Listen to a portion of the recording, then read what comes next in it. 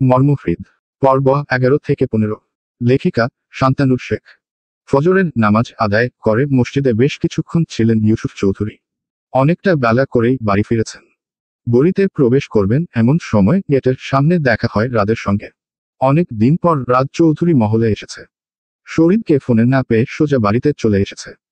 যদিও এ বাড়িতে আসার তার আরও একটা কারণ থাকে, হেমা চৌধুরী আর সৌরভী ভাবির হাতের মজার মজার রান্না। রাতকে দেখে ইউসুফ চৌধুরী মুচকি হাসি দিয়ে তাকে নিয়ে ভেতরে প্রবেশ করলেন। হেমা চৌধুরীর রাতকে দেখে খুশি হয়েছেন। বড়দের সামনের রাত এমন একখানা ভাব করে থাকে যেন দুধে ধোয়া তুলসী পাতা। হেমা চৌধুরীর রাতকে বসতে বলে দিনুকে পাঠালেন শরীরকে ডেকে আনার জন্য। শরীর ঘুম ঘুম চোখে নিচে আসে। রাতকে দেখে কিছুটা বিরক্ত হয়ে জিজ্ঞেস করে, তুই সকাল সকাল কি চাই? রাত ঠোঁট কামড়ে রসিকতা করে বলে, তোর গুন্ডি বউটাকে চুরি করতে এসেছি। আরো শুনবি? শরীর রাদের পেট বরাবর খুশি দিয়ে বলে, আমারটা দিব না, চাইলে ইউসুফ চৌধুরীরটা নিয়ে যেতে পারিস। রাত চারদিকে চোখ ঘুরিয়ে দেখে আর কৌতুক ভঙ্গিতে বলে, কোথায় আমার সেতারা সুন্দরী? হেমা চৌধুরীর রাতকে ডেকে নিয়ে ডাইনিং টেবিলে বসালেন। সৌরভী ভাবি একের পর এক নাস্তা দিয়ে টেবিল ভর্তি করে ফেলেছে। রাদের আর তরস সইছে না। চেয়ার টেনে বসেই খাবারের উপর হামলে পড়ে। শরীরও হেলে দুলে এসে বসে রাদের পাশের চেয়ারে। টিপ টিপ পা ফেলে সিঁড়ি দিয়ে নামতে দেখা গেল মর্মুষী আর তমসাকে। তমসা এসেই শরীরের পাশের চেয়ারটা জোরে টানতে টানতে বসে পড়ল। মর্মুষী খানিকক্ষণ দাঁড়িয়ে থেকে সৌরভীর কাছে গেল। একটা বড় বাটি ভর্তি লুচি নিয়ে টেবিলের দিকে এগিয়ে এসে শব্দ করে বাটিটা টেবিলে রাখল। শরীর আর চোখে দেখছে মর্মুষীকে। রাত গোগ্রাসে গিলে যাচ্ছে। মর্মুষী হঠাৎ বলে উঠল, রাত ভাইয়া, আপনার বাসায় নাস্তা হয়নি? মর্মুষীর এরকম উদ্ভট প্রশ্ন শুনে বিষম খেল রাত। শরীর পানির গ্লাস এগিয়ে দিতে দিতে মর্মুষীর দিকে কঠিন দৃষ্টি নিক্ষেপ করল। মর্মুষী তাতে ভ্রুক্ষেপ না করে পুনরায় বলল, এত বেশি বেশি খাচ্ছেন কেন? দেখেছেন গলায় আটকে যাচ্ছে। ধীরে ধীরে খান, খাবার তো চলে যাচ্ছে না। এবার রাদের নাজেহাল অবস্থা। কি বলবে বুঝতে পারছে না। এই মেয়ে কি ইচ্ছে করে এমন করছে? শরীরের চোখে চোখ রেখে মনে মনে বলতে লাগলো, একই মেয়ে রে শরীর, তুই এর প্রেমে দিওয়ানা হয়ে শত শত মেয়ের প্রপোজাল রিজেক্ট করে দিয়েছিস। এই অদ্ভুত প্রাণী নিয়ে তুই সংসার করবি? রাত কথাগুলো মনে মনে বললেও তার চোখ মুখ দেখে শরীর পুরোটা আন্দাজ করতে পারল। এবার আর চোখ পাকিয়ে লাভ নেই, চুপচাপ খেয়ে এখানে থেকে কেটে পড়তে হবে। রাত কোনোরকম খাবার শেষ করে শরীরের দিকে চুকে ফিসফিস করে বলল, বের হ তাড়াতাড়ি, তোর বউয়ের আপ্যায়ন আর নিতে পারছি না। শরীর মেকি স্বরে বলল, কেন? আমার বউকে না চুরি করতে এসেছিলি? নিয়ে যা। মাফ কর ভাই, এটা তোর সাথেই যায়। 7 দিন টানা বর্ষণের পর আজ সকাল থেকেই আকাশটা একেবারে পরিষ্কার। সোনালি আভায় চারদিক ঝলমল করছে। ছাদের বাগানের দোলনচাপা গাছে প্রস্ফুটিত শুভ্রতা ঝকঝক করছে। মর্মুষী ছাদে উঠেই ওগুলো দেখতে পায়। তার পেছনেই তমসা আর দিনু। তমসা দৌড়ে গিয়ে একটা দোলনচাপা ফুল ছিঁড়ে কানে গুজে দিয়ে জিজ্ঞেস করে, কেমন লাগছে আমাকে? দিনু ভ্রু নাচিয়ে বলে, ফাটাফাটি। দিনুর কথায় মর্মুষী আর তমসা হেসে ওঠে। প্রতিদিন সকালে ছাদে না উঠলে মর্মুষীর দিনটাই ভালো কাটে না। ছাদে উঠে বাগানের ফুলগুলো দেখে ফুরফুরে মন নিয়ে কলেজে চলে যায় দুই বোন। এদিকে সকাল সকাল শরীরকে ক্লাব ঘরে আসতে দেখে আকাশ নামের ছেলেটা জিজ্ঞেস করে, কি অবস্থা ভাই, এত সকালে এখানে? কিছু হয়েছে নাকি? শরীরের পাশ থেকে রাত কিছু একটা বলতে যাবে, এমন সময় শরীর চোখ বড় বড় করে তাকায় তার দিকে।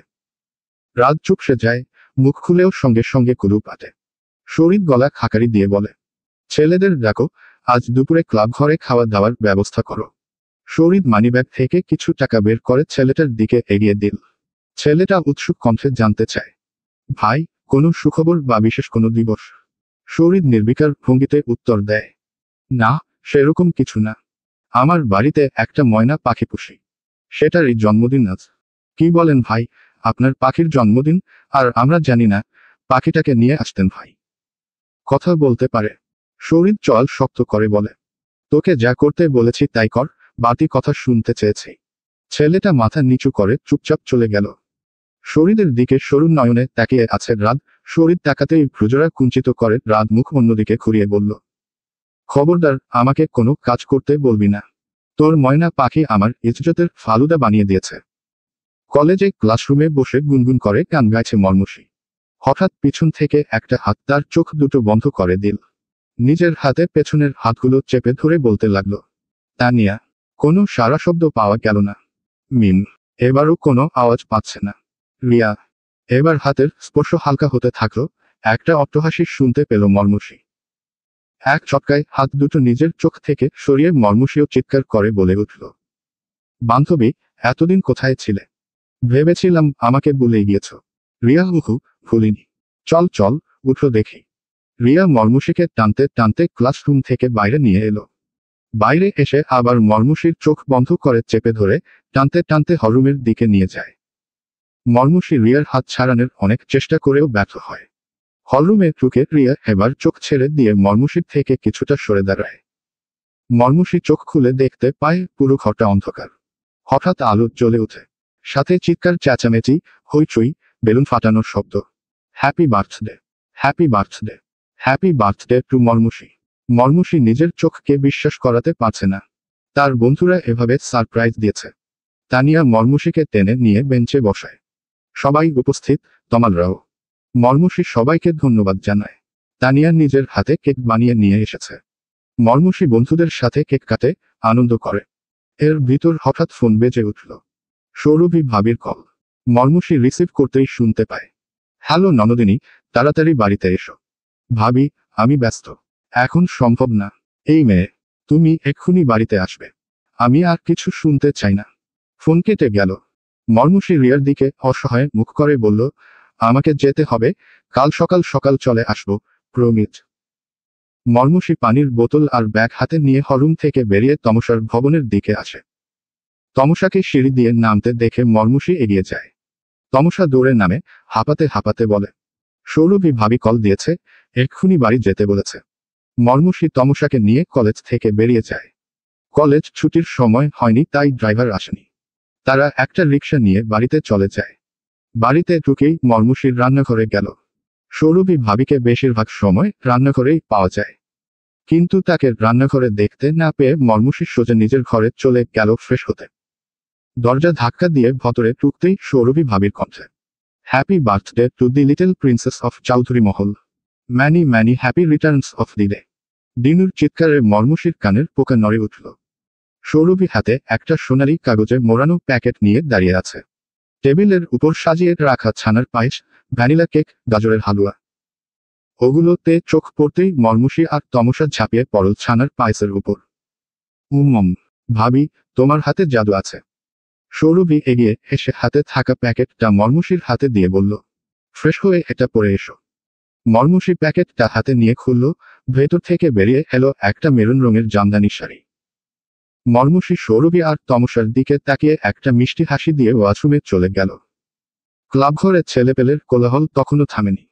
খাওয়া দাওয়ার শেষে তৃপ্তির ট্যাকুর তুলে কেউ একজন বলে উঠল, ভাই, আপনার পাখিটা দীর্ঘজীবী হোক। আপনার মতো বড় মনের মানুষদের কাছে পশু পাখিরাও শান্তিতে থাকে। বিগ ফ্যান, ভাই। শরীর তাকালো না, শুধু ঠান্ডা গলায় বলল, চুপচাপ খা। শরীরের নজর হাতে থাকা ফোনের দিকে। ফেসবুক স্ক্রল করতে করতে হঠাৎ একটা ছবি দেখে আঙুলটা থেমে গেল। শরীরের নজর হাতে থাকা ফোনের দিকে। ফেসবুক স্ক্রল করতে করতে হঠাৎ একটা ছবিতে দৃষ্টি আটকে গেল, আঙুলটা থেমে যায়। সৌরভী ভাবির পোস্ট। মেরুন শাড়িতে দাঁড়িয়ে আছে বাড়ির ছোট রাজকন্যা মর্মুষী চৌধুরী।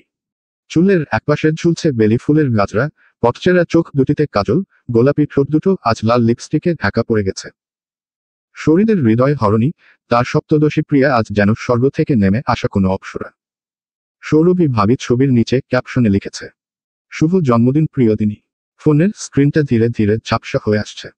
শরীরের চোখ বন্ধ হয়ে গেল। বুকের ভেতর একের পর এক ঢেউ আঁচড়ে পড়ছে। হৃৎপিণ্ড লাফাচ্ছে। নিঃশ্বাস ভারী হয়ে আসছে। শরীর এক মুহূর্তও বসল না। ক্লাবঘর থেকে বেরিয়ে সোজা বাড়িতে চলে এলো। বাড়ির সামনে বাইক রেখে সিঁড়িতে পা রাখতেই হাসির শব্দ শুনতে পেয়ে উপরে তাকালো। ছাদে মেয়েদের হাসাহাসির সুরগুল শোনা যাচ্ছে। সিঁড়িঘরের দরজার পাশে বেশ কয়েকবার উকিঝুঁকি দিয়ে বুঝতে পারল বাড়ির মহিলারা সবাই এখানে। সুযোগ না পেয়ে নিজের ঘরে চলে গেল।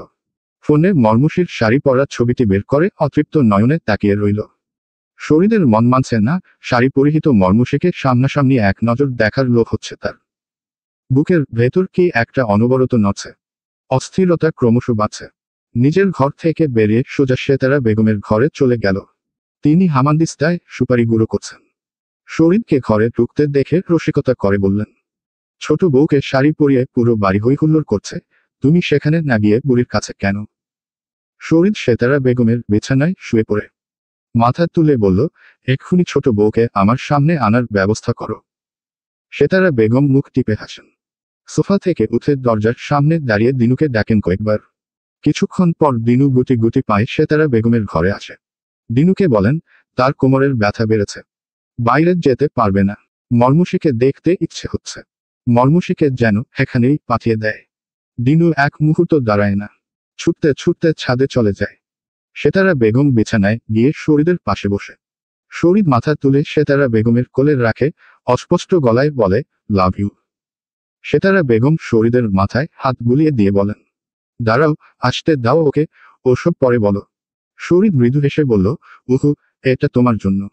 কিছুক্ষণ পর দিনু দৌড়ে আসে। দিনুকে একা দেখে সেতারা বেগম জিজ্ঞেস করেন, দিদি ভাই আসেনি? দিনু হাঁপাতে হাঁপাতে বলে, দাঁড়াও, আসছে। মমসী খালামনি হাঁটতে পারছেন না শাড়ি পরে। আস্তে আস্তে। দিনু হাঁপাতে গিয়ে আর বলতে পারে না। মর্মসী ছোট ছোট পদক্ষেপে সেতারা বেগমের ঘরে ঢুকে। শরীরকে সেতারা বেগমের কোলে মাথা রেখে শুয়ে থাকতে দেখে মুখে ভেঙচি কাটে। ধীরে ধীরে এগিয়ে আসে সেতারা বেগমের দিকে। শরীর অন্যদিকে মুখ ঘুরিয়ে শুয়ে আছে। মর্মসী চুড়িগুলো ঠিক করতে করতে বলে, সরি দাদিমা, শাড়ি পরে হাঁটতে কষ্ট হচ্ছে, তাই আসতে দেরি হয়েছে। সেতারা বেগম মুখে প্রশান্ত হাসি এনে বলেন, ঠিক আছে দিদি ভাই, আয় তো আমার কাছে, তোকে চোখ করে দেখি। কি মিষ্টি লাগছে দেখতে, পরীর মতো লাগছে। মর্মসী লজ্জায় চিবুক নিচু করে রাখে। এতক্ষণ যাবৎ দাদিমার সাথে কথা বলছে, সবাই মর্মসীর এত এত প্রশংসা করছে, কিন্তু শরীর তখনও মুখ অন্যদিকে ঘুরিয়ে শুয়ে আছে। একটি বারও দেখছে না। ব্যাপারটা মর্মসীর ভালো লাগে না। মর্মসীর একটু রাগ হচ্ছে। নিজের অজান্তেই সে চাইছে শরীর মাথা তুলে দেখুক তাকে, প্রশংসা না করুক, অন্তত মুগ্ধ হয়ে একটি বার তাকিয়ে দেখুক বাকিদের মতো। সিম্বাকে ছাদে রেখে চলে এসেছিল মর্মসী। সিম্বা লাফিয়ে লাফিয়ে সেতারা বেগমের ঘরে চলে আসে। চুপচাপ জায়গা করে নেয় মর্মসীর কোলে। মর্মসীর বিরক্তি যেন চরমে পৌঁছে গেছে। শরীর কেন তাকাচ্ছে না তার দিকে? বাড়ির সবার চোখে আজ তাকে এত সুন্দর লাগছে, শরীর দেখছে না কেন? অন্য মেয়ের রূপের প্রশংসায় ডায়েরির পাতা ভরিয়ে দেয়। সেই মেয়ে কি মর্মসীর চেয়েও সুন্দরী? এরকম হাজারো উল্টা পাল্টা ভাবনায় অস্বস্তিতে পড়ে মর্মসী। সেতারা বেগম শরীরের মাথা নিজের কোল থেকে নামিয়ে মর্মসীর দিকে তাকিয়ে বলে, একটু বসো দিদি ভাই, আমি এক্ষুনি আসছি। সেতারা বেগম চলে গেলে মর্মসীর রাগে ফুঁসতে থাকে। অন্য সময় হলে শরীরের সাথে এক মুহূর্ত বসত না, কিন্তু শরীর এখনো তাকে দেখেনি বলে তার শরীরের উপর প্রচণ্ড রাগ হচ্ছে। সে সিম্বার সামনের একটা পা শরীরের মাথার দিকে এগিয়ে দেয় ইচ্ছে করে। সিম্বার সাথে সাথে শরীরের চুল টেনে ধরে। শরীর ব্যথায় মাথায় হাত রেখে মাথা উঁচু করে মর্মসীর দিকে তাকায়। 1, 2, 3, 4 করে কত মিনিট কেটে গেছে জানা নেই। শরীর চোখ ফেরাতে পারছেন না মর্মসীর থেকে। এতক্ষণে ব্যাটা লাইনে এসেছে। মর্মসীর রাগ ধীরে ধীরে কমতে থাকে। শরীর মাথায় হাত ঠলতে ঠলতে উঠে বসে। তার দৃষ্টি তখনও মর্মসীর দিকে ফেভিকলের মতো আটকে আছে। মর্মসী বারবার পিটপিট করে তাকাচ্ছে, আবার চোখ সরিয়ে নিচ্ছে। অদ্ভুত এক ভালো লাগা কাজ করছে। কেন এমন হচ্ছে সে নিজেও বুঝতে পারছে না। শরীরের দৃষ্টি লুফে নিচ্ছে তার সমস্ত সৌন্দর্যের ছটা। মাঝে মাঝে শুকনো ঢুক গিলছে, জিভ দিয়ে ঠোঁট ভিজিয়ে নিচ্ছে, যেন কতকালের তৃষ্ণা চেপে ধরেছে। ওই টকটকে লাল রাঙা নরম ওষ্ঠদ্বয়ের স্পর্শ ব্যতীত যেন এ তৃষ্ণা মিটবে না। শরীরের চোখের পলক পড়ছে না। মর্মসী হাত উঁচু করে শরীরের চোখের সামনে ধরে চুড়িগুলো ঝাঁকিয়ে টুংটাং শব্দ করে। চুরির শব্দে শরীরের ঘোর কাটে। চোখ বুজে নিয়ে আবার তাকায়। ঘন ঘন ঢুক গিলতে থাকে। সিম্বা মর্মসীর কোল থেকে নেমে শরীরের কাছে গিয়ে ওর শার্টে খামচে ধরে। শরীর সিম্বার এই কাজটা একদম পছন্দ করে না। সে সিম্বার এক পায়ে ধরে সেদিনের মতো ঝুলিয়ে রাখে। মর্মসী মুহূর্তেই ক্ষিপ্ত হয়।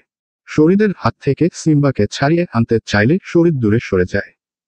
মর্মসী আবারও এগিয়ে যায়। মর্মসী যত আগায় শরীর ততই দূরে চলে যায়। এক পর্যায়ে মর্মসী শরীরের হাত থেকে সিম্বাকে ছাড়িয়ে নেয় আর নিজের হাতের মুঠোয় শরীরের চুল টেনে ধরে। শরীর ব্যথা পেয়ে মর্মসীর হাত ছাড়াতে চাইলে মর্মসী আরো জোরে চুল খামচে ধরে টেনে নিজের কাছাকাছি নিয়ে আসে। মর্মুষীর গরম নিঃশ্বাস শরীরের কপালে পড়তেই তার বুকের ভেতর ধ্রিম ধ্রিম শব্দ টের পায়। সুশ্রী মুখখানা আরো কাছ থেকে দেখে। মর্মুষীর চোখের কালো কালো মণি দুটোই উপচে পড়া মায়া। শরীর বেসামাল হয়ে যাচ্ছে। ঠিক তখনই মর্মুষীর দাঁতের দাঁত কটমট করতে করতে বলে, আমার সিম্বাকে কষ্ট দিতে নিষেধ করেছি। তোরা আমাকে কষ্ট দেওয়া বন্ধ কর, আমিও আর কষ্ট দিব না, নিজের শেষ রক্তবিন্দু দিয়ে আগলে রাখব। কথা দিচ্ছি। শরীরের কথার অর্থ বুঝতে পারেন না মর্মুষী। সে আবারও চিৎকার করে বলে, আমার সিম্বাকে আর কখনো ধরবেন না। বলেই শরীরের চুল ছেড়ে দেয়। শরীর সোজা হয়ে বসে একটা দীর্ঘ নিঃশ্বাস ফেলে মনে মনে বলে, তুই আমার খুশি নাকি রাগ খুশি সেটাই বুঝে উঠতে পারি না। সেতারা বেগম হাতে একটা বাক্স নিয়ে ঘরে ঢুকে। মর্মুষী সেতারা বেগমকে দেখে একটু নড়েচড়ে বসল। শরীর নির্লজ্জের মতো তাকিয়েই আছে। সেতারা বেগম মর্মুষীর পাশে বসে বাক্সটি খুলে তার ভিতর থেকে একটা নেকলেস বের করে। সেটা ধীরে ধীরে মর্মুষীর গলায় পরিয়ে দিতে দিতে বলে, এটা আমার বিয়ের গয়না, আজ থেকে তোর। সাবধানে রাখবি দিদিভাই। নেকলেসটা পরিয়ে দেওয়ার পর মর্মুষীর ফর্সা উন্মুক্ত গলাটা ডেকে গিয়েছে। শরীরের বিষয়টা ভালো লাগছে না। তার মম গয়না ছাড়া এমনিতেই গর্জিয়াস। এসব পরিয়ে সৌন্দর্য আড়াল করার মানে হয় না। শরীর মুখ বাঁকা করে বলল, ভালো লাগছে না দাদিমা, বয়স্ক বয়স্ক লাগছে। মম, খুলে ফেল। মর্মুষী ভ্রুকুচকে প্রশ্নাত্মক দৃষ্টিতে তাকায় শরীরের দিকে। আসলেই কি ভালো লাগছে না, বয়স্ক লাগছে? শরীর ঠোঁটে হাসি চেপে বলে, সিম্বার দিব্যি, একটুও মানাচ্ছে না। মর্মুষীর সঙ্গে সঙ্গে নেকলেসটা খুলে সেতারা বেগমের হাতে দিয়ে বলে, তোমার কাছে রাখো এটা, আমি পরে নিব। সত্যি সত্যি বয়স্ক হয়ে নেই। পরে পরব, কেমন? শরীর এবার হাসি চেপে রাখতে না পেরে হাসতে হাসতে সেতারা বেগমের উপর গড়াগড়ি খায়। শরীরকে এভাবে হাসতে দেখে মর্মুষী লজ্জা পায়। চিবুক নিচে নামিয়ে নেয়। শরীর মর্মুষীর দিকে হাত বাড়িয়ে চিবুক ধরে মুখখানা উপরে তুলে সেতারা বেগমকে বলে, গয়না ছাড়া কোন দিক দিয়ে কম লাগছে আমার মমকে, দেখো তো। সেতারা বেগম এক চিলতে হাসি দিয়ে বলে, কম লাগবে কেন আমার নাতনিকে? আমার মর্মুষী লাখে একটা। মর্মুষী সন্দিহান চোখে তাকায় শরীরের দিকে। আপনার মম মানে?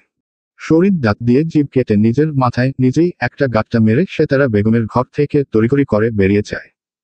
মর্মুষী সেতারা বেগমের দিকে চেয়ে জিজ্ঞেস করে, দাদিমা, উনি কি ফ্লার্ট করলেন আমার সাথে? সেতারা বেগম বলেন, না না, আমাদের মম বলতে চেয়েছিল, মুখ ফুসকে বেরিয়ে গিয়েছে বোধ হয়। আমার নামটা কি অনেক কঠিন দাদিমা? উনি আমাকে মম ডাকেন কেন? কি জানি, ওকে জিজ্ঞেস করিস। মর্মুষী মাথা ঝাঁকায়।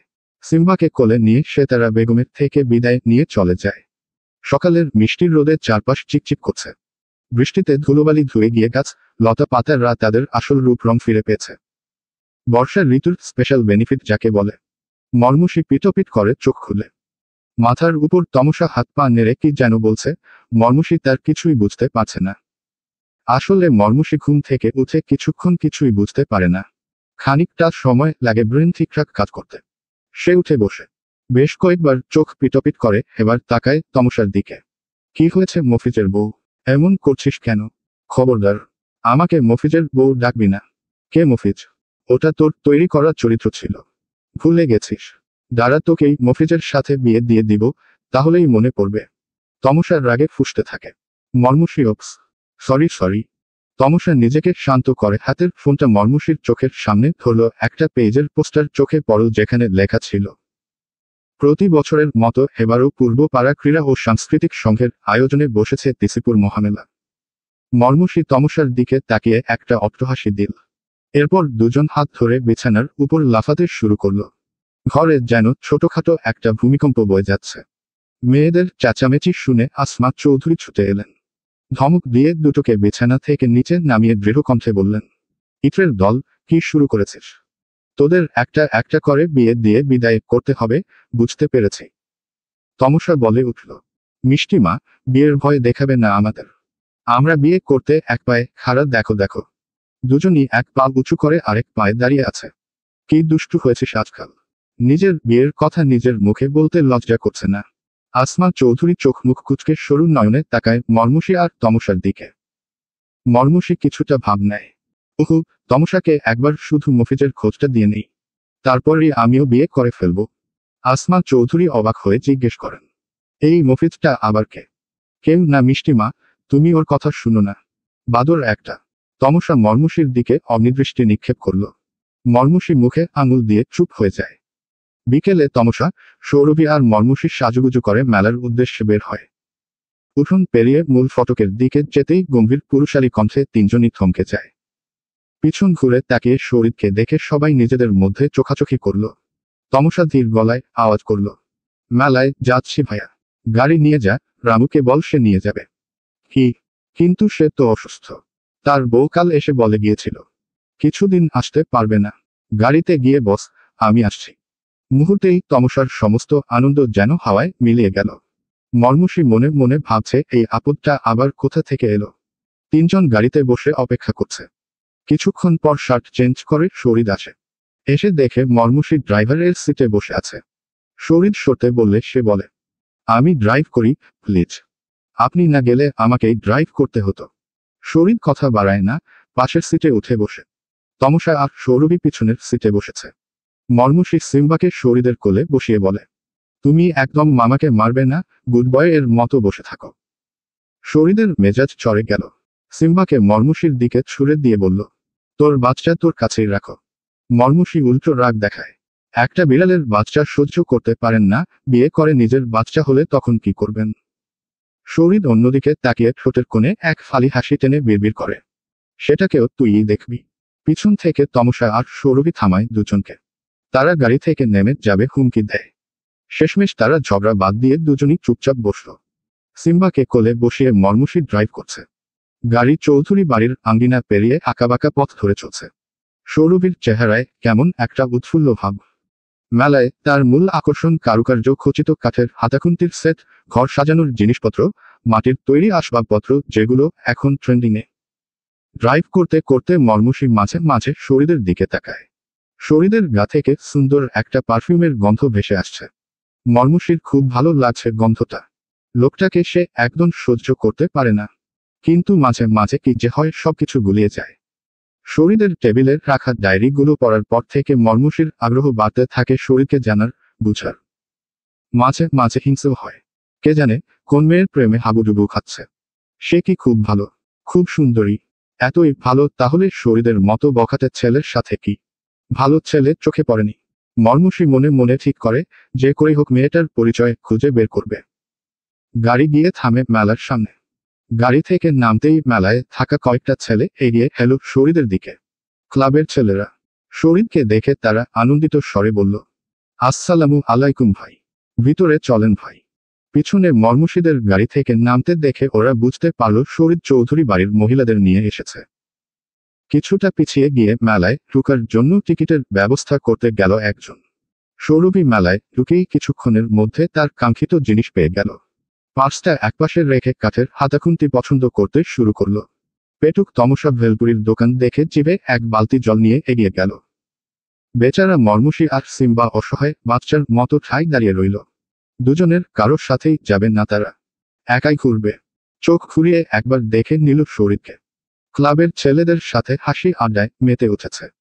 মাঝে মাঝে মর্মুষীর দিকেও দৃষ্টি ফেলছে, দূর থেকে নজর রাখছে। মর্মুষী নিজের খেয়াল মতো ঘুরছে আর ছবি তুলছে। মাটির তৈরি হাড়ি পাতিল, হাতিঘোড়া, পুতুল, হস্তচালিত পাখা, কাঠের তৈরি ঘোড়া, রঙিন কাচের চুড়ি, বেলুন, ঘুড়ি, রঙিন মুখোশ, প্লাস্টিকের খেলনা বন্দুক, ছোট গাড়ি, গরম জিলাপি, খেজুরের রসের পাটালি, চটপটি, ফুচকা, ঘুগনি, মুড়ি মাখা, বাদাম, নারকেলের নাড়ু, পাঁপড় ভাজা, তুলার মিষ্টি, আরো কত কি। মর্মুষী তখন ছবি তুলতে ব্যস্ত। চোখ পুরোপুরি মোবাইলের স্ক্রিনে আটকে রয়েছে। ধীরে ধীরে পিছিয়ে যেতেই হঠাৎ কারোর সঙ্গে ধাক্কা খেল, আর সেই ধাক্কাতে ফোনটা হাত থেকে ফুসকে পড়ল মাটিতে। রাগে ফুসতে ফুসতে ঘুরে তাকাতেই তার চোখ আটকে গেল সামনে দাঁড়িয়ে থাকা এক সুদর্শন যুবকের দিকে। উচ্চতায় বেশ লম্বা, চওড়া কাঁধ, ছিপছিপে গরম, পেটানো শরীর। গায়ের রং শ্যামলা, চোখে কালো সানগ্লাস। এক হাতে দামি ক্যামেরা, অন্য হাতে স্টাইলিশ ঘড়ি। পরনে ফিটিং কালো টি শার্ট। ছেলেটিকে দেখে মনে হলো সে এই এলাকায় সদ্য আগত। মুখে এক ধরনের অনুসন্ধানী বিস্ময়, চলাফেরায় একটু অচেনা ভঙ্গি। তিসিপুর যদিও একেবারে প্রান্তিক গ্রাম নয়, অনেকটাই মফস্বল শহরের রূপ নিয়েছে। গত কয়েক বছরে এখানে গড়ে উঠেছে বেশ কিছু মিল ফ্যাক্টরি, যার প্রভাবে গ্রামটি দ্রুত আধুনিকতার ছোঁয়ায় বদলে যেতে শুরু করেছে। পাকা রাস্তা, বিদ্যুৎ, ইন্টারনেট সবকিছুর সহজলভ্যতায় বদলে গেছে মানুষের জীবনধারা। প্রতিদিনই নতুন মুখ চোখে পড়ে, কখনো কাজের খোঁজে, কখনো ব্যবসার প্রয়োজনে, কেউ বা শহর থেকে আসেন নিছক কৌতূহলে। ছেলেটির হাতের ক্যামেরা, পরিপাটি পোশাক আর আত্মবিশ্বাসী হাবভাব দেখে মর্মুষী বুঝতে পেরেছে সে একজন ব্লগার, সম্ভবত ব্লগ ভিডিও তৈরি করতে এসেছে তিসিপুরে। তাকে ঘিরে আরো দুজন তরুণ দাঁড়িয়ে, তাদের প্রত্যেকের হাতেও রয়েছে ক্যামেরা।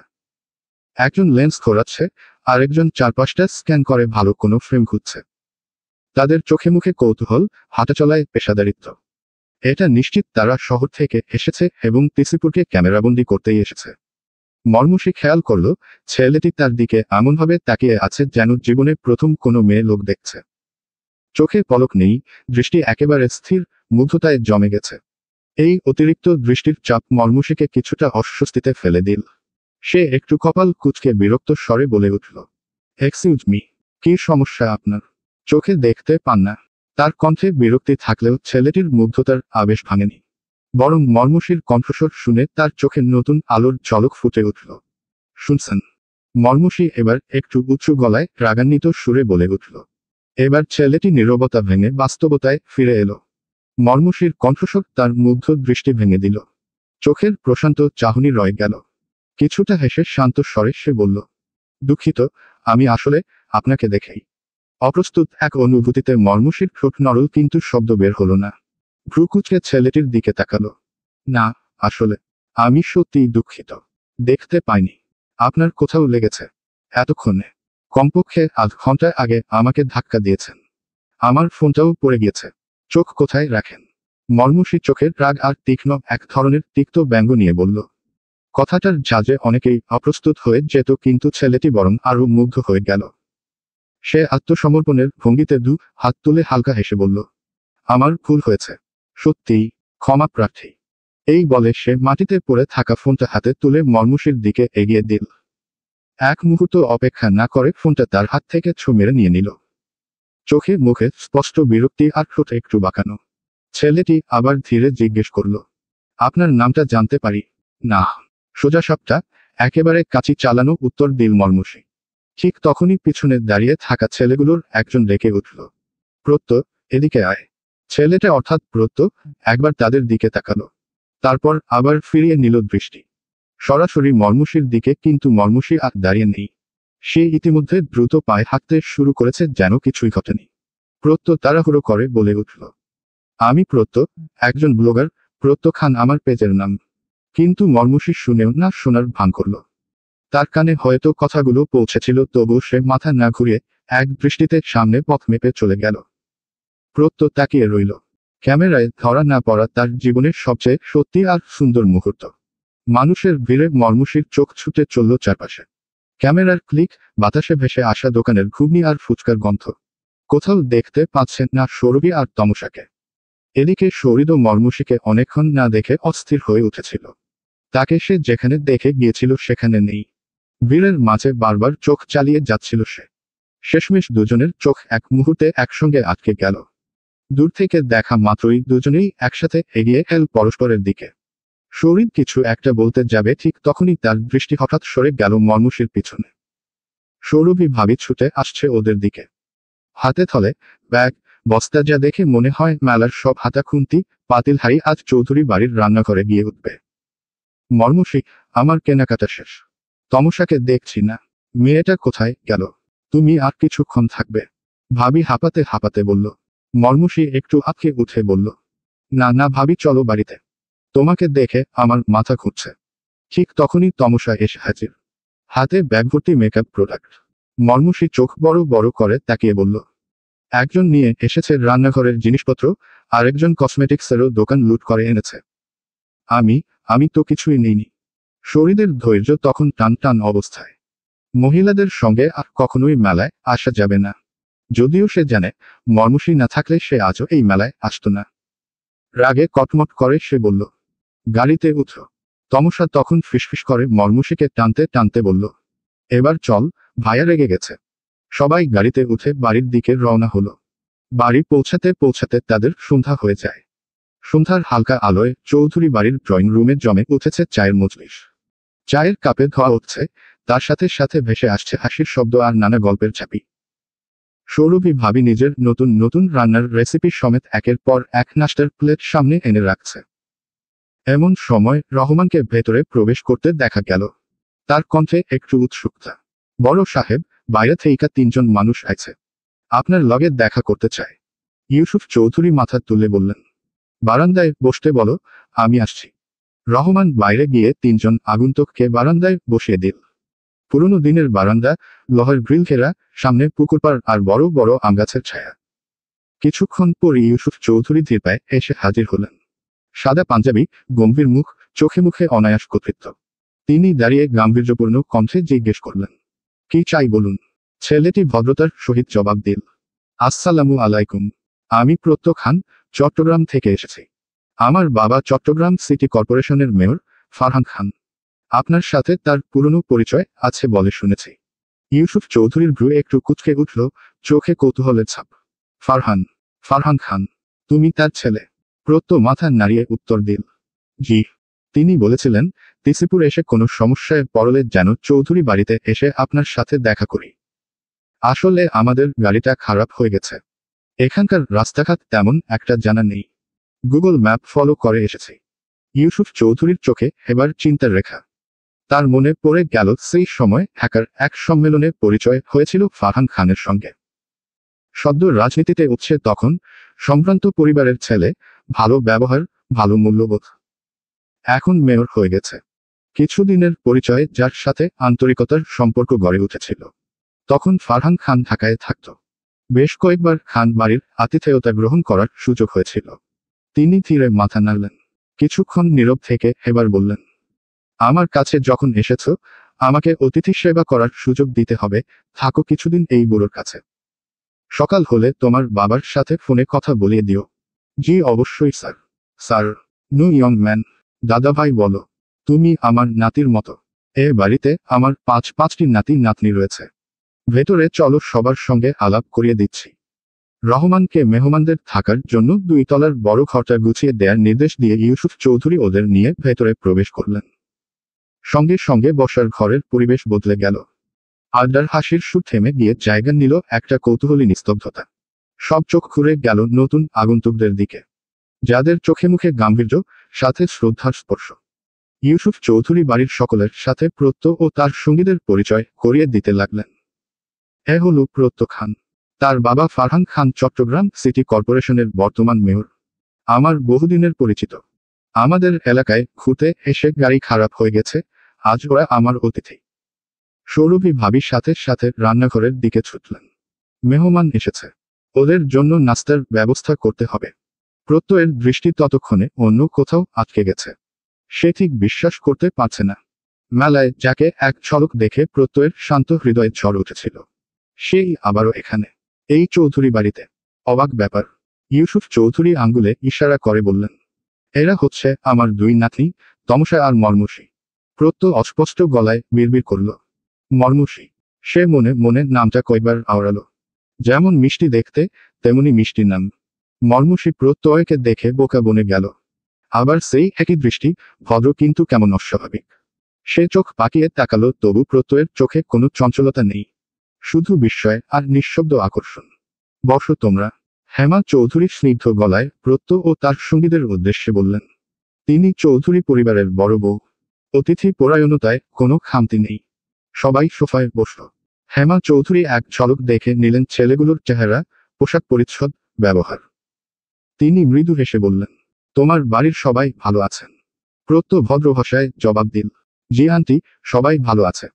হেমা চৌধুরী এবার একটু আগ্রহ নিয়ে জিজ্ঞেস করলেন, তুমি কি করো? পড়াশোনা কতদূর? প্রত্যয় এক বিনীত হাসি দিয়ে বলল, গ্র্যাজুয়েশন কমপ্লিট করেছি আন্টি। বাবা চান আমি রাজনীতিতে আসি, কিন্তু আমি শান্তিপ্রিয় মানুষ। ওসব জটিলতা আমার পছন্দ না। শখের বসে ফটোগ্রাফি করি, ব্লগ বানাই। সেই উদ্দেশ্যেই এই তিসিপুর আসা। প্রথমবার এসেছি, সব জায়গা চিনি না, রাস্তাঘাটও কেমন যেন গোলমেলে লাগছে। হেমা চৌধুরী হেসে বললেন, কিছুদিন থাকো আমাদের বাড়িতে, ধীরে ধীরে সব ঠিক লাগবে। জায়গাটা ভালো, তোমাদের ভালোই লাগবে। এ কথা শুনে পাশেই বসা মর্মুষী সবার অলক্ষ্যে নিজের চোখ উল্টে নিল। সে জানে ছেলেটা নিজেকে শান্তিপ্রিয় বলে দাবি করলেও তার দৃষ্টি বড়ই ব্যস্ত। একে কেন সবাই থাকতে বলছে বাড়িতে? রাতের খাবারের টেবিলে শহীদের সঙ্গে প্রত্যয় ও তার বন্ধুদের প্রথম সাক্ষাৎ হয়। ইউসুফ চৌধুরী নাতির সঙ্গে প্রত্যয়ের পরিচয় করিয়ে দেন। প্রত্যয়ের দিকে একবার তাকিয়ে শহীদ কিছুক্ষণ নীরব থাকে। প্রত্যয় লক্ষ্য করে শহীদ একটু চুপচাপ, প্রয়োজন ব্যতীত কথা বলছে না। অন্যদিকে আসমা চৌধুরীর দুই ছেলে যেন একেবারে ইউসুফ চৌধুরীর কার্বন কপি।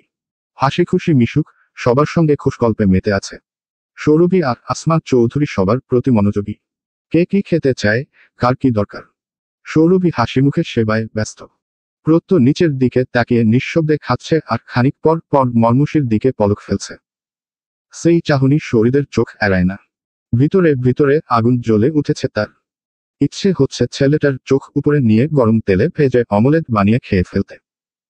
তবে তার মুখে এক বিন্দু প্রতিক্রিয়া নেই। কিছু না বলেই খাবার শেষ করে উঠে সোজা নিজের ঘরে চলে যায়। দোতলায় শহীদের ঘরের পাশে একটি বড় ঘর, যা সাধারণত তালাবদ্ধ রাখা হয়। পরিবারের নিকট আত্মীয়রা এলে সেই ঘরেই তাদের থাকার ব্যবস্থা হয়। ভিতরে দুটো বড় বিছানা পাতা, পরিপাটি। ইউসুফ চৌধুরীর নির্দেশে ঘরটা পরিষ্কার করা হয়েছে প্রত্যয়দের থাকার জন্য। রাতে তারা এখানেই থাকবে। ঘড়ির কাঁটায় রাত 1:30। শহীদ বিছানায় হেলান দিয়ে বসে আছে। বালিশের পাশে রাখা ফোনটা হঠাৎ সশব্দে কেঁপে ওঠে, ফেসবুকের একটা নোটিফিকেশনে। সে ফোনটা হাতে নিয়ে স্ক্রিনে চোখ রাখে। 2 বছর আগে আজকের দিন। একটা ছবি, ইব্রাহিম চৌধুরীর জন্মদিনে পরিবারের সবাই একসাথে। ছবির ক্যাপশনে লেখা, বাবা, সারপ্রাইজ। দিনটা ছিল ইব্রাহিম চৌধুরীর মৃত্যুর আগের বছর। বাড়িতে না জানিয়ে ইতালি থেকে হঠাৎ চলে এসে বাবাকে সারপ্রাইজ দিয়েছিল সে। অর্থাৎ আজ ইব্রাহিম চৌধুরীর জন্মবার্ষিকী। সামনে থাকা ফোনের স্ক্রিনটা ঝাপসা লাগছে শহীদের কাছে। সিক্ত নয়ন জোড়া টলমল করছে। কিন্তু পুরুষ মানুষের চোখে পানি মানায় না। এই ভেবে নিজেকে শক্ত করে নেয় সে। অবহেলায় মেঝেতে পড়ে থাকা গিটারটা তুলে আনে। ধুলো জমে থাকায় সেটা হাত দিয়ে মুছতে মুছতে বেলকনির দিকে পা বাড়ায়। বেকনিতে রাখা কাঠের চেয়ারে গা এলিয়ে বসে। মাথার উপর তারাভরা আকাশ, গা ছুঁয়ে যাচ্ছে হালকা বাতাস। গিটারটা কোলে তুলে নিয়ে আঙুল রাখে তারে। ধীরে ধীরে গান ধরে। ছেলে আমার বড় হবে। মাকে বলতো সে কথা। হবে মানুষের মতো মানুষ এক। লেখা ইতিহাসের পাতায়। নিজ হাতে খেতে পারতাম না। বাবা বলতো, ও খোকা, যখন আমি থাকবো না, কি করবি রে বোকা। এ তো রক্তের সাথে রক্তের টান। স্বার্থের অনেক ঊর্ধ্বে। হঠাৎ অজানা ঝড়ে তোমায় হারালাম। মাথায় আকাশ ভেঙে পড়ল। বাবা কতদিন দেখি না তেমায়। কেউ বলে না তোমার কত। কোথায় খোকা, ওরে বুকে আয়। বাবা কত রাত দেখি না তোমায়। কেউ বলে না মানিক কোথায় আমার। ওরে বুকে আয়। হেমা চৌধুরী নিজের ঘরে বসে শুনতে পায়। তার চোখের পানিতে বুক ভেসে যাচ্ছে। ছেলের গিটার আর কণ্ঠস্বর তাকে অস্থির করে তুলেছে। ইব্রাহিম চৌধুরীর ছবির সামনে বসে অঝরে কেঁদে চলেছেন। প্রত্যয় গানের আওয়াজ পেয়ে বেকুনিতে এসে দাঁড়ায়। দূর থেকে দাঁড়িয়ে শহীদের গান শুনছে। শহীদের পুরুষালী শক্ত কণ্ঠস্বর চৌধুরী বাড়ির আনাচে কানাচেও ছড়িয়ে পড়েছে। ইউসুফ চৌধুরী চোখের চশমা খুলে হাতের আঙুলের সাহায্যে চোখের পাতা চেপে ধরে আছে। পাশে তার গিন্নি বাকরুদ্ধ হয়ে তাকিয়ে আছে দেয়ালে টানানো একটা ফ্যামিলি ফটোর দিকে, যেখানে ইব্রাহিম চৌধুরীর হাস্যোজ্জ্বল মুখখানা দেখা যাচ্ছে। মিনিট খানেক পর প্রত্যয় নিজের ঘরে চলে যায়। মর্মুষীর সামনে টেস্ট এক্সাম। রাত জেগে পড়াশোনা করে। শহীদের গান শুনে শুরুতে কিছুটা বিরক্তিবোধ হয়। ধীরে ধীরে শহীদের কণ্ঠস্বর তীব্র হতে থাকে। মর্মুষীর কাছে মনে হয় তার দরজার অপর পাশে বসে শহীদ গাইছে। সে দরজা খুলে বেরিয়ে আসে। শহীদকে বেকুনিতে দেখতে পায়। সহসা মর্মুষীর দিকে নজর যায় শহীদের। তার কণ্ঠ ভারী হয়ে আসে। সে গান বন্ধ করে চোখ বুজে বসে থাকে। দীর্ঘ করিডোর পেরিয়ে মর্মুষী ছুটে আসে শহীদের সামনে। হালকা আলোয় সে স্পষ্ট দেখতে পায় শহীদের চোখের পানি কাল বেয়ে নিচে নামছে। মর্মুষী কিছু না ভেবে হুট করে প্রশ্ন করে, আপনি কাঁদছেন? শহীদ চোখ খুলে মর্মুষীকে সামনে দেখা মাত্র তার হাত পা অবশ হয়ে আসে। নিঃশ্বাস নিতে কষ্ট হচ্ছে। হাত থেকে গিটার ফেলে দেয় মেঝেতে। এই শহীদকে কেউ দেখেনি, কখনো দেখতে পায় না। সে কারোর সামনে নিজের দুর্বলতা প্রকাশ করে না। তার সমস্ত শক্তির প্রাচীর নিমিষেই ভেঙে পড়ল, আর নিজেকে শক্ত রাখতে পারল না।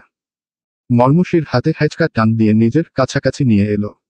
এবার মর্মুষীর কোমর জড়িয়ে ধরে পেটের কাছে মাথা গুজে সশব্দে কাঁদতে শুরু করল। শরীরের ভারী নিঃশ্বাস আর চোখের জল মর্মুষীর উদর স্পর্শ করতেই সমস্ত অঙ্গ শিউরে উঠল। হাতে পায়ে কম্পন অনুভূত হচ্ছে। মর্মুষী বিমূঢ় ভঙ্গিতে আকাশের দিকে তাকিয়ে আছে। অজ্ঞাতসারে তার দুই হাত শরীরের চুলে বিচরণ করতে লাগল। চোখের পানি ফোলা ফোলা গাল পেরিয়ে টুপ টুপ করে শরীরের মাথায় পড়ছে। এই মুহূর্তে তার মনে হচ্ছে, পুরুষ মানুষকে কাঁদতে দেখার মতো ভয়ঙ্কর দৃশ্য বুঝি পৃথিবীতে দ্বিতীয়টি নেই। মর্মুষী ধোয়াটে স্বরে বিড়বিড় করতে লাগল, আপনার চোখে জল মানায় না। আপনাকে এই অবস্থায় দেখতে চায় না কেউ। আপনি একটা পচা লোক, আপনি কাঁদবেন কেন? আপনি বখাটে ছেলেদের সাথে মারামারি করবেন, রাস্তাঘাটে ঝগড়া করবেন, গুন্ডামি করবেন, অন্যকে কাঁদাবেন। তা না করে আপনি কাঁদবেন কেন? আপনাকে এসব মানায় না। সূর্য তখনও পুরোপুরি জাগেনি। সারা উঠোন জুড়ে ছড়িয়ে আছে আলো আধারির মায়ামত চাদর। ভোরের নিঃশব্দ শ্বাস ছুঁয়ে যাচ্ছে সবুজ ঘাসের ডগা। প্রত্যহ অনেকটা অন্যদের চেয়ে আলাদা। সকাল সকাল ঘুম থেকে জাগার অভ্যাস তার বহুদিনের। নিঃশব্দে হাঁটতে হাঁটতে সে চলে আসে বাড়ির পেছনের পুকুর ঘাটে। ঘাটটা পুরনো হলেও বেশ যত্নে রাখা। পাকা করা বড় সিঁড়ি, দুই পাশে গোল করে বসার জায়গা। এক পাশে দাঁড়িয়ে আছে দুটো কদম গাছ, ফুলে ফুলে ভরা। হালকা বাতাসে কদম ফুলের মিষ্টি গন্ধ ভেসে আসে। নিচে কিছু বাতাবি লেবুর গাছ, ডালে ডালে ঝুলছে সবুজ আর হালকা হলুদ রঙের লেবু। পুকুরের চারদিকে ছায়া ফেলেছে উঁচু উঁচু নারকেল আর সুপারি গাছ। পানির উপর ছায়াগুলো ঢেউয়ের সাথে সাথে নড়ছে। প্রত্যহ ধীরে ধীরে বসে খাটের পারে। কদম ফুলের একটা পাপড়ি জল ছুঁয়ে তার পায়ের কাছে ভেসে আসে। সবকিছুই তার কত আপন মনে হচ্ছে, যেন যুগ যুগ ধরে চৌধুরী বাড়ির সঙ্গে তার সখ্যতা। নাস্তার পর প্রত্যহ ইউসুফ চৌধুরীর হাতে বাবার ফোনটা তুলে দেয়। প্রায় ঘন্টা খানেক ফারহান খানের সঙ্গে কথা বলেন তিনি। ফোন রেখে কয়েক মুহূর্ত নীরব থাকেন। তারপর ধীরে প্রত্যয়ের দিকে তাকিয়ে বলেন, তোমার বাবা খুব চিন্তিত তোমাকে নিয়ে। ব্যস্ত মানুষ, চারদিকে অজস্র কাজের চাপ। তার মধ্যে তুমি তার চিন্তা বাড়িয়ে দিচ্ছ। রাজনীতিবিদদের শত্রুর অভাব নেই প্রত্যয়। তুমি কোনো রকম প্রোটেকশন ছাড়া যেভাবে ঘুরে বেড়াও তা বাবার জন্য দুশ্চিন্তার কারণ হয়ে দাঁড়ায়। প্রত্যয় মৃদু হেসে শান্ত গলায় বলল, ওইসব আমার ভালো লাগে না দাদা ভাই। পড়াশোনা শেষ করে নিজের একটা বিজনেস দাঁড় করানোর সিদ্ধান্ত নিয়েছিলাম, কিন্তু বাবা তাতে রাজি হলেন না। আমি বরাবরই শান্তিপ্রিয় মানুষ।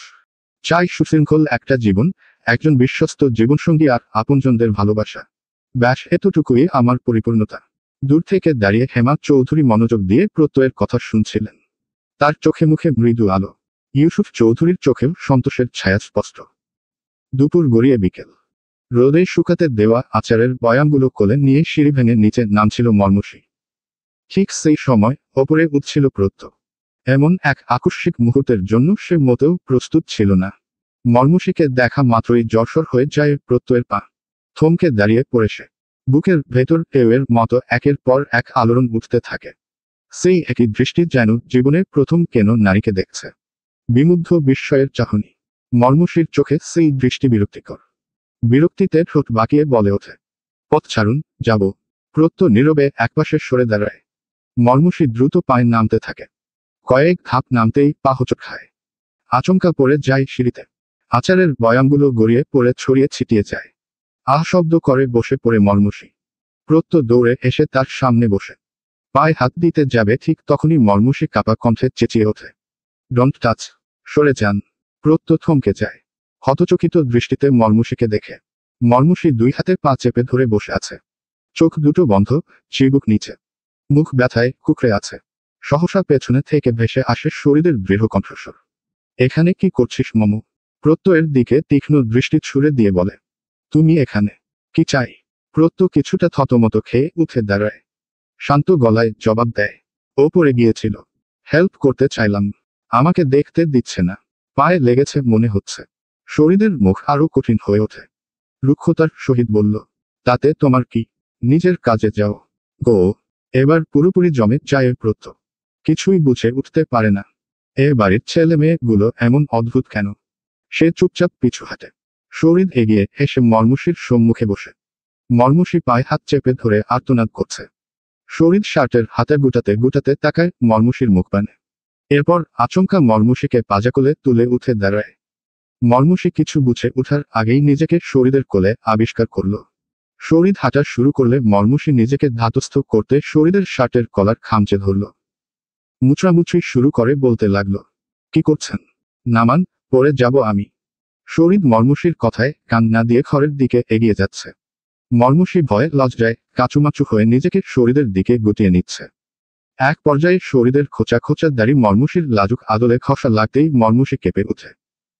শার্টের কলার ধরে রাখা হাতের মুঠো আরো শক্ত করে পিটপিট নয়নে তাকায় শরীরের দিকে। শরীরের চোখে চোখ পড়তেই আবারও চোখ মুখ কুঞ্চিত করে দৃষ্টি সরিয়ে নেয়। শরীর স্বাভাবিক ভঙ্গিতে দ্রুত পায়ে হেঁটে মর্মুষীকে তার ঘরে নিয়ে বিছানায় ফেলে দিল। মর্মুষীর সঙ্গে সঙ্গে ব্যথায় কুকিয়ে উঠল। চোখ খুলে বিস্মিত নয়নে তাকিয়ে দেখল শরীরের মুখভঙ্গিমা পুরো পাল্টে গিয়েছে। রাগান্বিত দৃষ্টিতে তাকিয়ে আছে মর্মুষীর দিকে। এই বুঝি কষে এক থাপ্পড় বসিয়ে দিবে।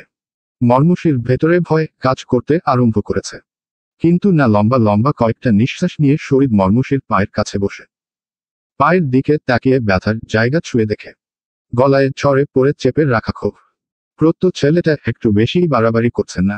তুই সারাদিন ওর সামনে ঘুরে বেড়াচ্ছিস কেন? তোর বাপকে বলবো। মর্মুষী নিজেকে সামলে নিয়ে ধীরে ধীরে বসার চেষ্টা করে।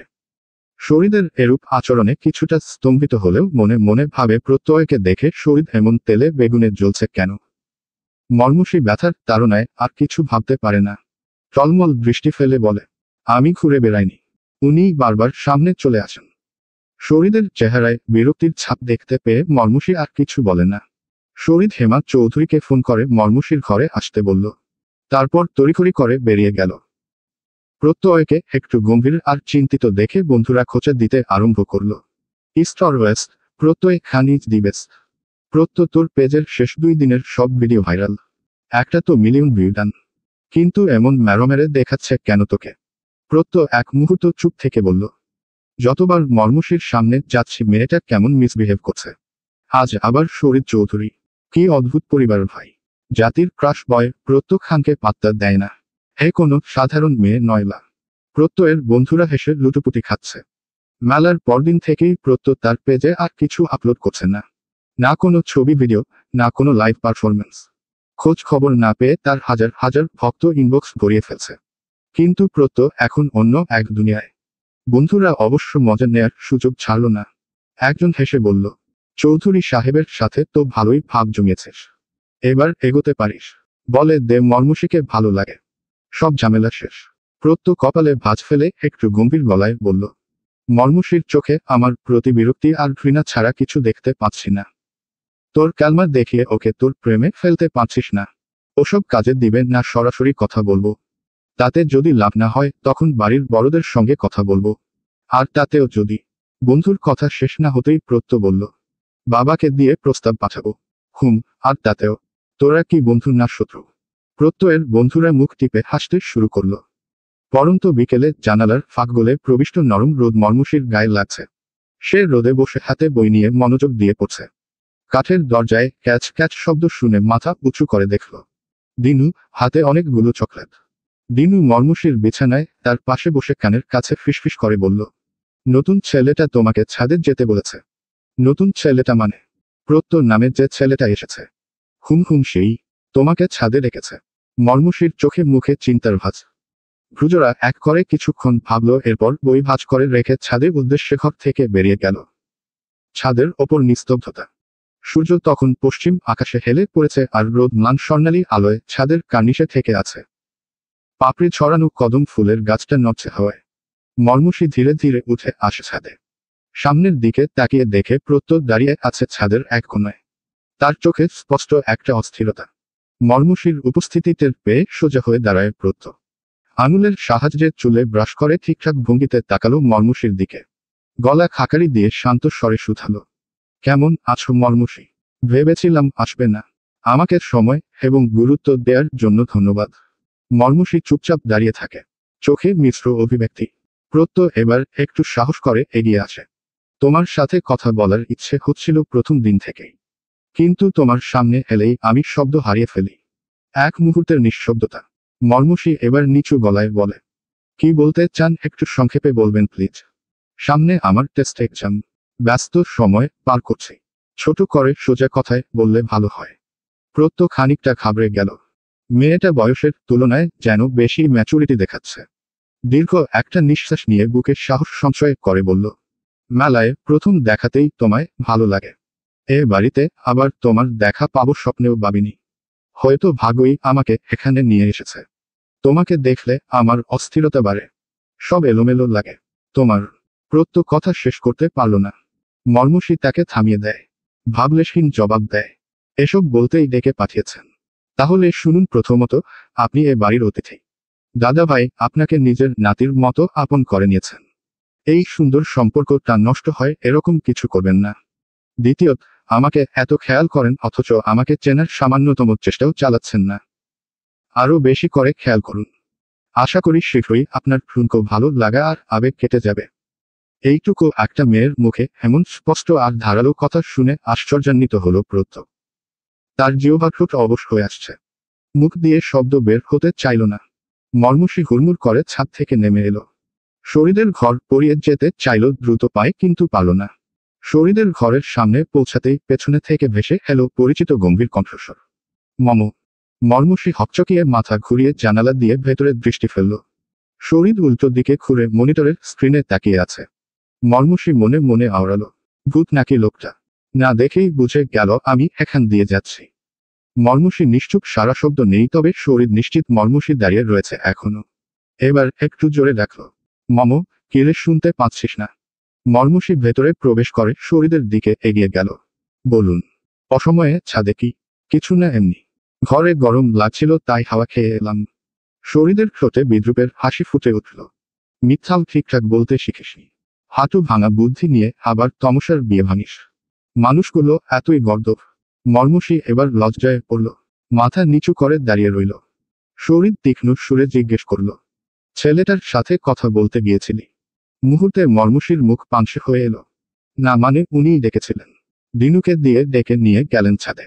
বাহ, ভালোই এগোচ্ছে কাহিনী। আমি কি ভিলেনের চরিত্রে অংশ নিতে পারি? কয়েক লক্ষ টাকা দিয়ে ছেলেটাকে বলবো মমর জীবন থেকে চলে যা। মর্মসীর মেজাজ চড়ে গেল। রাগান্বিত হয়ে জিজ্ঞেস করল, আপনি সন্দেহ করছেন আমায়? শরীরের সোজা উত্তর, সেই দিন যেন না আসে আচারওয়ালি। আর যদি আসে তাহলে প্রত্যফত্ত না ধরে বড় রাস্তার মোড়ের আচারওয়ালার সাথে বিয়ে দিয়ে দিব। মর্মসী মুখ বাঁকা করে একটা ভুঁচি কেটে রাগে হনহন করে চলে গেল। বর্ষাকালে কর্দমাক্ত রাস্তাঘাট একটা সাধারণ ঘটনা। আধা পাকা রাস্তাগুলো যেন এক একটা কাদার পুকুরের রূপ নিয়েছে। ভাঙা ভাঙা ইটের পথ, জায়গায় জায়গায় কাদায় পা আটকে যাচ্ছে। মর্মসী আর তমসা হাতে হাত ধরে ধীরে ধীরে এগিয়ে যাচ্ছে কলেজের পথে। দুজনেই ইউনিফর্মে, কাঁধে ঝোলানো ব্যাগ। মেলার দিন থেকেই রামু কাকা অসুস্থ। একদিক দিয়ে দুজনই খুশি। হঠাৎ কোথা থেকে এক বিকট চেহারার পাগল লোক ওদের সামনে এসে দাঁড়ায়। ছেঁড়া জামা, এলোমেলো চুল আর মুখ ভর্তি দাড়ি, চোখ দুটো রক্তিম। তমসা ভয় আঁতকে উঠে মর্মসীর হাতটা আরো শক্ত করে আঁকড়ে ধরে। তার চোখে ভয় দম বন্ধ হয়ে আসছে। মর্মসী একবার ভালো করে খেয়াল করে পাগলটাকে। তারপর তমসার হাত শক্ত করে ধরে বলে, দ্রুত চল তমসা, দাঁড়াবি না। পাগলটা কিছু একটা বলতে চাইছিল, কিন্তু মর্মসী দ্রুত পা চালিয়ে তাকে পাশ কাটিয়ে চলে যায়। কাদায় পিছলে যেতে যেতে দুই বোন ছুটতে শুরু করে। কলেজে পৌঁছে দুজন দুজনের গন্তব্যে চলে যায়। তমসা এখনো কিছুটা ভয় পেয়ে আছে। ক্লাসে ঢুকে বান্ধবীদের সাথে পাগলটার বিষয়ে গল্প করতে লাগলো। অন্যদিকে মর্মসী হাঁটছে ধীর পায়। তার মনে আর পাগলের ভয় নেই। কলেজ ছুটির পর তমসা মর্মসীর জন্য গেটের পাশে দাঁড়িয়ে আছে। সব ছেলেমেয়েরা বেরিয়ে এসেছে। মর্মসীর টিকিটারও দেখা মিলছে না। গেল কেথায় মেয়েটা? তমসা আবার ভেতরে ঢুকলো। রিয়ার খোঁজ করতে করতে দেখা হলো রিয়ার সঙ্গে। তমসা উদ্বিগ্ন কণ্ঠে জিজ্ঞেস করল, আমার বোন কেথায়? সে তো অনেকক্ষণ আগে বেরিয়ে গিয়েছিল। বলল তেমার জন্য গেটের বাইরে অপেক্ষা করবে। আমি তে বাইরেই দাঁড়িয়ে ছিলাম, ওকে দেখতে পাইনি। কোথায় গেল? আমাকে ফেলে বাড়িতে চলে যায়নি তো? তমসা আর রিয়া আরো একবার কলেজের ভবনগুলো ঘুরে দেখল। মর্মসীকে না পেয়ে তমসা অভিমানী স্বরে বলল, অসভ্য মেয়ে, আমাকে রেখে বাড়ি চলে যাওয়ার প্রতিশোধ আমি নেব। তমসা বাড়িতে ফিরে হেমা চৌধুরীর কাছে গিয়ে অভিযোগী স্বরে জিজ্ঞেস করল, কোথায় তোমার ছোট কন্যা? আজ ওর একদিন কি আমার একদিন? হেমা চৌধুরী একটু অবাক হলেন। কার কথা বলছিল? মর্মসী। কোথায় সে? কোথায় মানে? ফেরেনি? না, তোর সাথে আসেনি। এবার তমসার পায়ের তলা থেকে মাটি সরে যাওয়া অবস্থা। বোন ফেরেনি? সে তাকে না পেয়ে সোজা বাড়িতে চলে এসেছে। এখন মাকে কি বলবে? নিজের মাথায় নিজেই একটা গাঁটটা মেরে বিড়বিড় করছে। আবারও হেমা চৌধুরী জিজ্ঞেস করলেন, কিছু জিজ্ঞেস করছি তমসা, মর্মসী কোথায়? তমসা আর বিলম্ব না করে বলতে লাগলো সে কলেজ ছুটির পর মর্মুষীকে পায়নি, পুরো কলেজ খুঁজেও পায়নি, তাই চলে এসেছে। এবার হেমা চৌধুরী তমসার উপর ক্ষেপে উঠলেন। দুই বোন একসাথে বেরিয়েছিস, একসাথে বাড়ি ফিরবি, ড্রাইভার নেই, একা ছাড়তে চাইনি আমি, জেদ করে চলে গেলি দুটো, এখন তুই মেয়েটাকে রেখে চলে এলি, গাধার বাচ্চা পেটে ধরেছি, এমনিতেই চারপাশের শত্রুর অভাব নেই। তমসা মাথা নিচু করে দাঁড়িয়ে আছে। মর্মুষী ফোন নেয়নি, যে কারণে তার সাথে কেউ যোগাযোগ করতে পারছে না। ইউসুফ চৌধুরীর সাথে সাথে ড্রাইভারকে ফোন করে আনলেন। অসুস্থতা নিয়েই রামু ছুটে এলো, গাড়ি বের করে কলেজের উদ্দেশ্যে বের হলেন। শরীদ বাড়ি ফিরেছে। ইউসুফ চৌধুরীকে হন্তদন্ত হয়ে বেরিয়ে যেতে দেখল। বাড়িতে ঢুকে রান্নাঘরে তমসার উপর হেমা চৌধুরীর চড়াও হওয়া শুনে শরীদ এগিয়ে গেল রান্নাঘরের দিকে। ভেতরে ঢুকে জানতে পারে মর্মুষীকে কলেজ ছুটির পর থেকে পাওয়া যাচ্ছে না। তমসাকে ফের জিজ্ঞেস করে। তমসার এবার কলেজে যাওয়ার সময় রাস্তায় আটকে দাঁড়ানো পাগলটার কথা মাথায় আসে। সে বলতে শুরু করে। হেমা চৌধুরী তেরে এসে মেয়েকে জোরে ধমকাতে থাকেন। এই কথা সে এতক্ষণ বলেনি কেন? শরীদ আর এক মুহূর্ত দেরি করল না, বেরিয়ে গেল। পথিমধ্যে প্রত্যয় আর তার বন্ধুদের দেখা গেল ক্যামেরা নিয়ে বের হয়েছে। ইউসুফ চৌধুরী তাদের ডেকে গাড়িতে তুলে নিলেন। পুরো এলাকা তন্নতন্ন করে খুঁজেও মর্মুষীর দেখা মিলল না। শরীদ ক্লাবের ছেলেদের নিয়ে তিসিপুর সহ আশেপাশে বেশ কয়েকটি এলাকায় তল্লাশি চালিয়েছে। অন্যদিকে ইউসুফ চৌধুরী মর্মুষীর সকল বন্ধুবান্ধবদের বাড়িতে খোঁজ নিয়েছেন। প্রত্যয় হঠাৎ বলে ওঠে, সোশ্যাল মিডিয়ায় একটা বিজ্ঞাপন দিতে পারেন দাদাভাই। প্রত্যয়ের কথায় অসম্মতি জানিয়ে ইউসুফ চৌধুরী বললেন, চৌধুরী বাড়ির সমর্থ মেয়ে হারিয়ে গেছে, এটা বিজ্ঞাপন দিয়ে লোক জানাজানি করা মানে চৌধুরী বাড়ির সম্মানহানি। লোকে কি ভাববে? প্রত্যয় আর কিছু বলল না। তার ভেতরটাও ভয়ে আর আতঙ্কে কেঁপে উঠেছে। তার পছন্দের মানুষ এভাবে হারিয়ে গেছে। বিকেল গড়িয়ে সন্ধ্যা হয়ে এসেছে। সূর্যের শেষ আভাটুকু দেখা যাচ্ছে। শরীর এখন হাঁপিয়ে গিয়েছে, হাঁটু গেড়ে বসে পড়ে রাস্তায়। শরীরের শেষ শক্তিটুকু যেন ফুরিয়ে যাচ্ছে। পাশে দাঁড়িয়ে আকাশ ও হিমেল বলছে, ভাই, আল্লাহ না করুক এটা বাসার করিমের কাজও হতে পারে। কথাটা শোনা মাত্র শরীর সিংহের ন্যায় গর্জন করে ওঠে। করিমের পুরো গোষ্ঠী জ্যান্ত পুঁতে দেব। আকাশ শরীরের কাছাকাছি এসে দাঁড়ায়। চলেন অলিকনগরে, আমার মন বলতাছে মর্মুষী আপারে ওইখানেই পামু। শরীর চোখ বন্ধ করে শক্ত নিঃশ্বাস নিল। অলিকনগর তিসিপুর থেকে মাত্র 5 কিমি দূরত্বে। বাসার করিমের পৈতৃক ভিটা। সে আকাশ আর হিমেলকে নিয়ে অলিকনগরের উদ্দেশ্যে রওনা হলো। মর্মুষীকে পছন্দ হওয়ার পর থেকেই তৌকির তিসিপুরে সিসি ক্যামেরার মতো লোক লাগিয়ে রাখে। এখানকার সমস্ত আপডেট ঘরে বসে গ্রহণ করে। এর মধ্যে তিসিপুর এলাকায় সবার মুখে মুখে রটে গিয়েছে চৌধুরী বাড়ির ছোট মেয়ে হারিয়ে গিয়েছে। তৌকির খবরটা পেয়েই বাসার করিমকে ফোন করল। শরীদ, আকাশ আর হিমেল মিনিট 20 পর অলিকনগরে পৌঁছে যায়। গ্রামটা খুব একটা বড় না, সব মিলিয়ে 25 থেকে 30টার মতো বাড়ি রয়েছে। হিমেল আর আকাশকে একদিকে পাঠিয়ে শরীদ চলে গেল অন্যদিকে। ঘণ্টা খানেক পর শরীদের ফোনে হিমেলের কল এলো।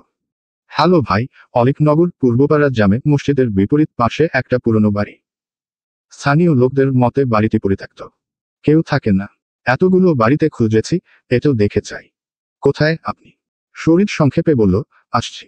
ঘুটঘুটে অন্ধকারে ছেয়ে আছে বাড়ির চারপাশ। বাইরে থেকে বাড়িটা পুরো অন্ধকার। পরিত্যক্ত মনে হলেও ভেতরে প্রবেশ করে তিনজনই থমকে গেল। দরজার ফাঁক দিয়ে ঘরের ভিতর স্বল্প আলো দেখা যাচ্ছে, অথচ ঘরের দরজায় ঝুলছে বিশাল এক লোহার তালা। ভেতরে খাবলা আছে ভেবে তিনজন এগিয়ে গেল। তালা ভাঙার শব্দ পেয়ে ভেতরে কারো ছুটোছুটির শব্দ শোনা যাচ্ছে। শরীর এবার দ্রুত গতিতে তালা ভাঙতে থাকে। দরজায় প্রকাণ্ড ধাক্কা দিয়ে ভেতরে প্রবেশ করতেই সেই পাগলটাকে দেখতে পায়। তমসার দেয়া বর্ণনার সাথে হুবহু মিলে যায়। পাশেই মর্মুষীর নিস্তেজ দেহ পড়ে আছে। শরীর ছুটে যায় মর্মুষীর দিকে।